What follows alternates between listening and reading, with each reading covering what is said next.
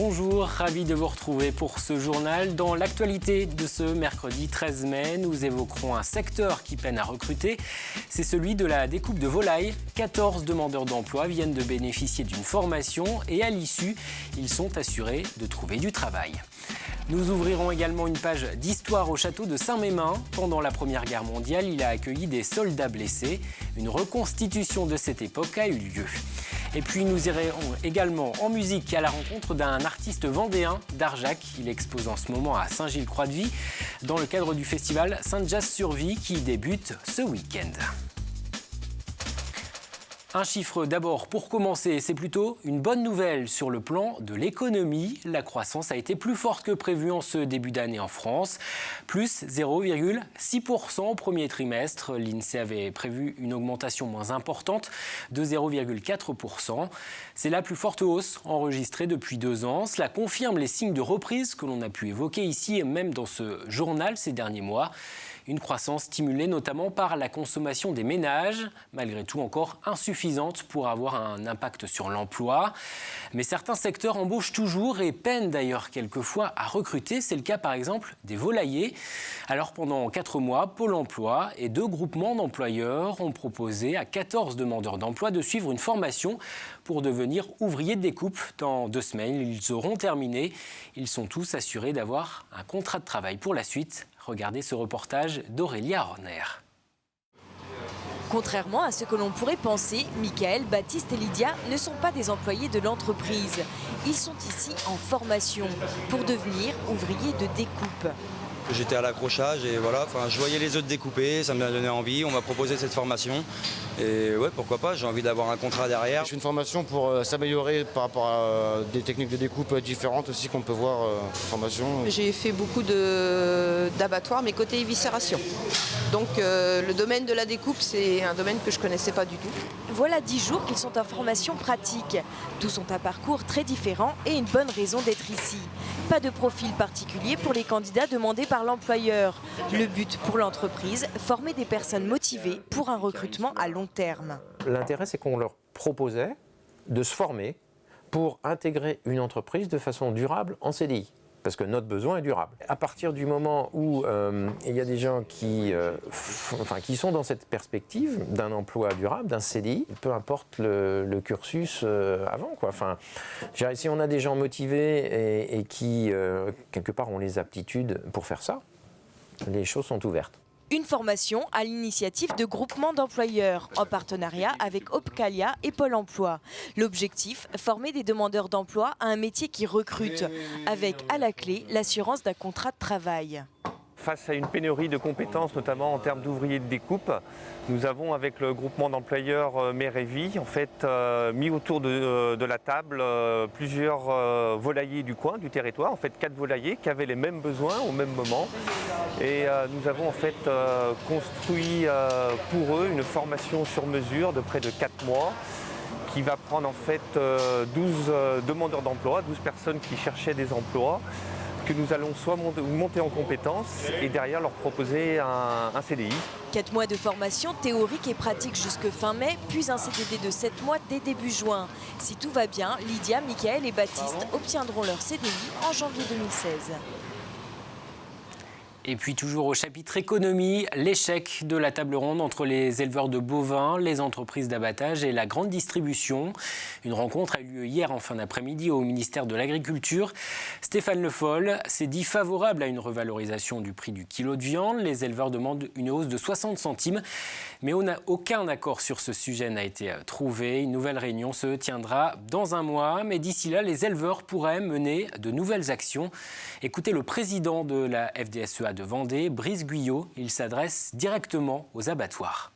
On va revenir et motiver. Ne jouez pas trop la montre. Faites attention à ce que vous faites sur les marchés. J'espère que les cours vont augmenter le plus rapidement possible. Sinon, nous, les exploitants en Vendée, mais même dans le reste de la France, ça va vraiment bouger et fort. La mère des 2 enfants découverts morts noyés il y a 10 jours à Mortagne-sur-Sèvre a été mise en examen pour meurtre sur mineur de moins de 15 ans. Elle n'avait pas été entendue jusqu'à présent par la justice. Elle est toujours hospitalisée. Hier, lors de son audition, elle a reconnu avoir noyé volontairement ses 2 enfants de 4 et 6 ans. Selon le procureur, elle n'aurait pas supporté l'idée de les imaginer traverser les mêmes difficultés qu'elle. Les recherches suspendues au large de Noirmoutier. Le plaisancier, porté disparu depuis lundi soir, n'a pas été retrouvé. Le bateau de cet habitant de l'île avait été découvert vide au nord du port de l'Herbaudière. Plusieurs hélicoptères et des vedettes de la SNSM ont été mobilisés. L'alerte relayée auprès des navigateurs et les recherches à terre n'ont également rien donné. La grève reconduite demain à la SNCF. Le mouvement porte sur la réorganisation du travail des contrôleurs. Un train sera supprimé demain sur la ligne La Rochelle-La Roche-sur-Yon-Nantes. Entre Nantes, La Roche-sur-Yon, Les Sables, certains trajets seront assurés par des cars. Trafic normal sur la ligne Les Sables-La Roche-Saumur, tout comme sur les lignes TGV et Intercité. Et puis, je vous en parlais hier soir, il ne vous reste plus que quelques jours pour remplir votre déclaration d'impôt. La date limite pour envoyer sa déclaration papier, c'est le 19 mai, mardi prochain donc. Pour la déclaration en ligne, en revanche, vous avez bien jusqu'au 9 juin et non pas le 26 mai. Cette image, maintenant, celle de l'arrivée d'un morceau d'éolienne au lycée Saint-François d'Assise à La Roche-sur-Yon. Il s'agit d'une nacelle, c'est la partie haute de l'éolienne sur laquelle viennent se fixer les pales. Cette nacelle arrive d'Allemagne, elle va servir de support de formation aux étudiants. Le lycée Saint-François d'Assise ouvre à la rentrée un BTS autour de la maintenance des éoliennes. Ce que l'on appelle la nacelle, c'est ce qui se trouve derrière les pales de l'éolienne. Et donc l'objectif de la formation, c'est bien de la maintenance. Donc c'est assurer la maintenance de tout le système électrique, notamment. Donc c'est s'assurer des calculs au niveau des vibrations, au niveau du dégraissage, au niveau de tout ce qui est électrique dans cette partie de la nacelle qui est évidemment le cœur du système. Des élèves de 3e associés aux souvenirs des déportés du camp de Ravarouska. Ça s'est passé ce matin à Montaigu, square Alphonse Echasseriot, du nom de cet habitant qui fut déporté vers ce camp de représailles situé en Ukraine. Pendant la Seconde Guerre mondiale, 20 à 25 000 Français et Belges auraient été envoyés à Ravarouska pour avoir voulu tenter de fuir les camps de prisonniers dans lesquels ils étaient enfermés ou pour avoir refusé d'y travailler. Une cérémonie qui participe au travail de mémoire auprès des jeunes. En 3e, ils sont quand même beaucoup plus mûrs que les autres tranches d'âge du collège. Le programme sur l'histoire contemporaine avec les 2 guerres mondiales, ça leur parle vraiment. C'est leurs arrière-grands-parents qui ont vécu cette époque. Alors certains, parmi eux, en ont quelques souvenirs. Et puis, bon, c'est une époque dont on parle beaucoup. C'est une époque pour laquelle il y a eu beaucoup de documentaires, de faits, de films aussi, cinéma qui ont été faits, de films cinématographiques. Donc c'est vrai que c'est une période qui les touche. Il a été transformé pendant la Grande Guerre en hôpital militaire de convalescence. Le château de Saint-Mémin vient de replonger en 1915. Il y a 100 ans, en pleine Première Guerre mondiale, il accueillait des soldats blessés en voie de guérison avant de retourner au front ou à la vie civile. Une association a redonné vie pendant quelques jours à cet hôpital de campagne. Elle s'est appuyée sur des photos et des témoignages de l'époque. Anne-Lise Vinet. Au niveau aussi, vous voyez donc les traits du coup. Avant de commencer la visite, quelques petits rappels historiques s'imposent. Soldats plantés à l'entrée, les visiteurs sont directement plongés dans une autre époque. Dans la cour, une scène insolite, celle de blessés pris en photo. Voilà. Et cette mise en scène de la vie quotidienne en 1915 plaît tout autant aux visiteurs qu'aux comédiens. C'est à la fois faire revivre notre histoire, évidemment, et puis c'est pour tous ces gens aussi un plaisir de pouvoir remonter dans le temps et transmettre cette passion aux visiteurs, que ce soit des adultes ou des enfants. Pour Hicham, 10 ans, cette visite est l'occasion de découvrir le tricot. Pour le moment, j'ai l'air de tout comprendre, mais peut-être que j'aurai des choses qui se compliquent pendant la visite, mais on verra. Des visiteurs curieux de connaître l'histoire de cet hôpital, une situation qui amène à des échanges d'expériences de vie. C'est souvent l'occasion de parler, je dirais, de leur famille et de la nôtre, d'intégrer la vie du personnage que nous présentons, qui est un vrai personnage qui a réellement existé. Et souvent, les visiteurs sont amenés à nous parler eux-mêmes du vécu qu'ils ont de la guerre, de leurs parents, grands-parents, arrière-grands-parents qui ont fait la guerre, etc. À l'entrée du dortoir, chaque visiteur doit signer le registre, un acte qui rappelle les souvenirs à certains. Ça nous retourne loin en arrière parce qu'il faut écrire au porte-plume. Et j'ai remarqué quand même qu'il y avait beaucoup de gens qui ne savaient pas s'en servir, alors que nous, on sait, notre génération. Sur 3 jours, plus de 600 visiteurs sont venus assister à cette reconstitution d'hôpital militaire. Le pavillon bleu flottera cet été. À La Faute-sur-Mer, la commune vendéenne fait partie des nouveaux lauréats de ce label qui récompense les villes pour la qualité de leurs plages ou de leurs ports de plaisance et leurs efforts pour l'environnement. Le pavillon bleu qui fête ses 30 ans est attribué cette année à 396 plages et 97 ports de plaisance français. Saint-Gilles-Croix-de-Vie, au rythme de la musique, le festival Saint-Jazz Survie, ça débute ce vendredi avec une soirée gospel et se poursuivra samedi, avant une programmation plus dense la semaine prochaine pendant le week-end de la Pentecôte, avec notamment Lisa Simone, la fille de Nina Simone, et l'ouverture du village jazz avec des déambulations dans les rues. Et comme avant-goût de cette 32e édition, une exposition propose de découvrir le travail de Darjac. Ce peintre-sculpteur vibre aussi pour la musique. Le jazz l'inspire beaucoup, comme a pu le constater Grégoire de Châtillon. Le jazz, pour moi, c'est une vieille histoire. Ça remonte dans les années 80. Je pratiquais pas tellement la musique, mais j'allais beaucoup au concert.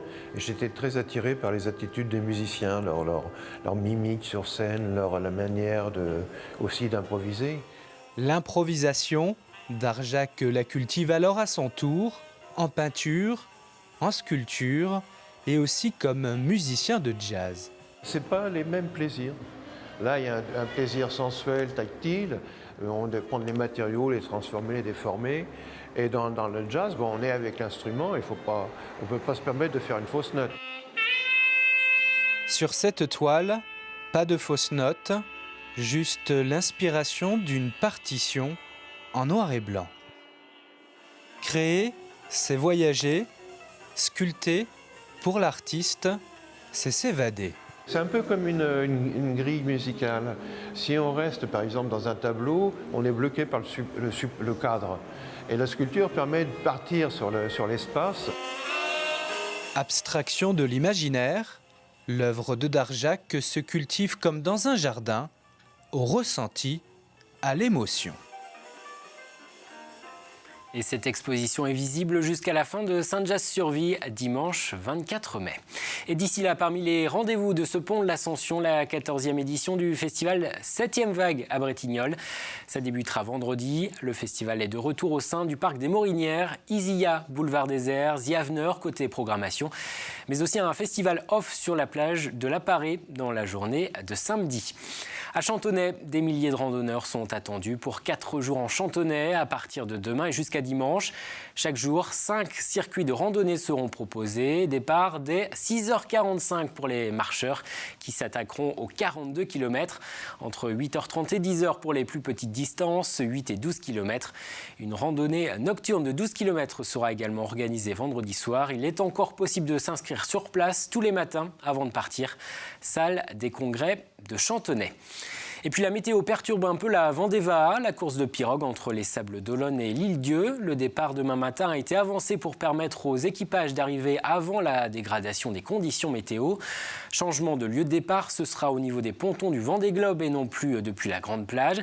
Et ce sera dès 6h15 au lever du jour au lieu de 10h. Et depuis aujourd'hui jusqu'à dimanche, les Sables d'Olonne se mettent à l'heure polynésienne avec un village installé jardin du tribunal, danse, cuisine et musique jusqu'à samedi. Un mot de foot en national, le match entre Luçon et Strasbourg sera diffusé en direct sur ma chaîne Sport, présente sur CanalSat et Numéricable. Les Vendéens et les Alsaciens se disputent une place pour la montée en Ligue 2. Coup d'envoi de la rencontre vendredi à 20h. Une vie de rêve, c'est le nom de l'album que Faki vient d'enregistrer à Paris. Ce rappeur installé au Brésil a déjà réalisé une dizaine de clips. Et le dernier, il vient de le tourner avec une des figures du rap français, Dry. La sortie de son album est prévue pour septembre. En attendant, Cyril Guillet est allé le rencontrer à Nantes. Mais tout ça n'est qu'un rêve, prends bien ça en compte. J'ai rêvé que le monde soit fort, j'ai rêvé que le monde s'en sorte, j'ai rêvé que le monde s'endorme, qu'on vive le monde rêvé par tant d'hommes. J'ai rêvé d'un bel essor, qu'on s'aime fort, sans effort, sans loigner, sans réforme, qu'on s'affirme et qu'on s'informe, qu'on avance. C'est au collège, il y a 11 ans, que Faki a composé ses premiers morceaux. Depuis, le jeune homme a fait du chemin. Il enregistre son premier album en 2012, puis enchaîne les singles. Le dernier en date, intitulé J'ai rêvé, est un peu particulier, puisque Dry du label Watibé est venu lui prêter main forte. Watibé étant une référence dans le milieu du hip-hop qui produit des artistes tels que Section d'Assaut, Black M ou bien encore Maître Gims. Une rencontre véritable fruit du hasard qui a donné vie à ce morceau. On a enregistré en studio à Paris, on a mixé là-bas pour 3-4 musiques et du coup Dry enregistre là-bas avec beaucoup de membres du Watibé. Ils ont mixé beaucoup de leur album là-bas, donc du coup il nous a proposé tout simplement de faire un featuring avec Dry. Tout ça n'est qu'un rêve, rends bien ça en compte. D'un monde meilleur, sans crier, sans pleurs, où l'on ne connaît plus la peur. L'amour en tête de liste pour que le bonheur nous effleure. Qu'on flirte avec la joie, sans se niquer dans la haine. Que terre est la foi, plus d'une fois, si Dieu est l'emblème. Une partie de l'enregistrement s'est fait ici, dans le studio Dolmen, près de Nantes, aux côtés de Frédéric Lezardo. Et bien loin des clichés de la banlieue, souvent associés au rap, Faki développe dans ses textes des sentiments très personnels, susceptibles de toucher un large public. Je suis pas issu de la banlieue, c'est pas de ça que j'ai envie de parler. J'ai envie de parler de la vie de tous les jours, du travail, les peines de cœur, vraiment tout ce que tout le monde peut toucher. Les rêves, c'est quand même quelque chose d'assez spécial et c'est pas facile de le dire en rap, donc voilà, on a essayé de le faire. Dry a pris le projet vraiment à cœur, donc il a écrit un texte super d'ailleurs, donc même les ingé sons à Paris étaient très contents parce qu'ils l'ont vu sur tout son album et ils ont dit que là il a vraiment fait quelque chose de bien. Si tout va bien, Faki assurera la première partie des concerts de Dry lors de sa prochaine tournée. D'ici là, il se produira sur différentes scènes dans la région.